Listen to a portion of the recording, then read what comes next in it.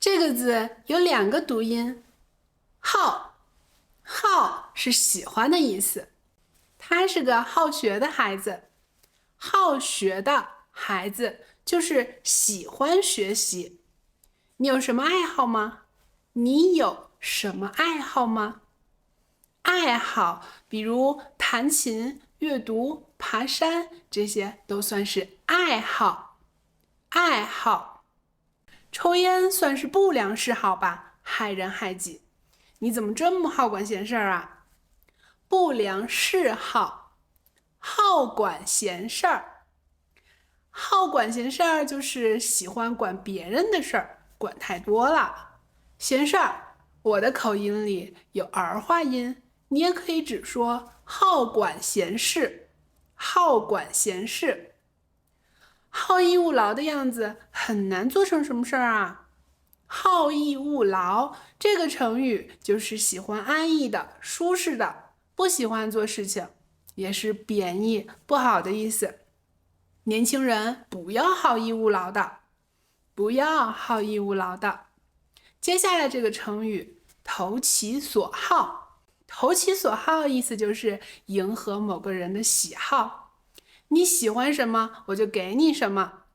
你要追求他吗？先了解一下他喜欢什么吧。投其所好，投其所好，好这个音，我们一起再来读一遍这些常用词吧。好学，爱好，嗜好，好逸恶劳，投其所好，好管闲事儿，好管闲事儿。接下来这个发音好，好，好就是让人满意，它的反义词是坏。比如，他真是个好人，他真是个好人，他性格好，脾气也好，他性格好，脾气也好。冰箱里有什么好东西？快给我尝尝。冰箱里有什么好东西？快给我尝尝。如果在动词的前面，就表示满意的具体是什么？比如好看，好看，他长得真好看，他长得真好看。你唱歌真好听，你唱歌真好听。你做的饭太好吃了，你做的饭太好吃了。这些都是好加动词。接下来这个好也可以表示容易的意思，也是放在动词的前面。比如这首歌真好唱，这首歌真好唱。这个问题很好回答，这个问题很好回答。用钱能解决的事儿都好办，都好办。这些都是容易的意思。你看，同样是动词，好唱、好听，为什么好字的意思不一样呢？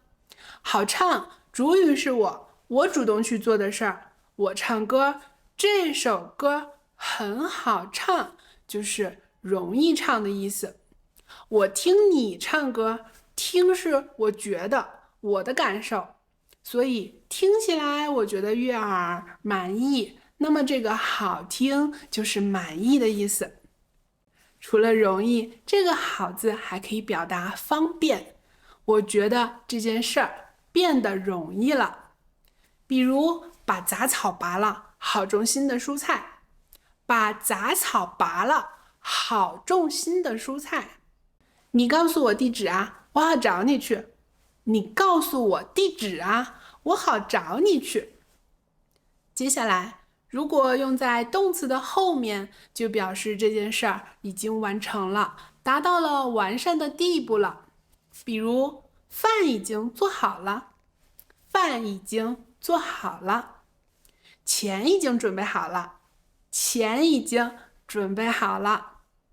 要买哪款电脑，我已经想好了。要买哪款电脑，我已经想好了。做、准备、想，这些都是动词。你在组词的时候也要注意哦。好加动词，动词加好，你练习一下。如果有你不确定的地方，可可以私信问我，我的联系方式在个人资料里面。用在形容词的前面就表示程度，比如北京的冬天真的好冷啊，北京的冬天真的好冷啊。你在做什么好吃的？好香啊！你在做什么好吃的？好香啊！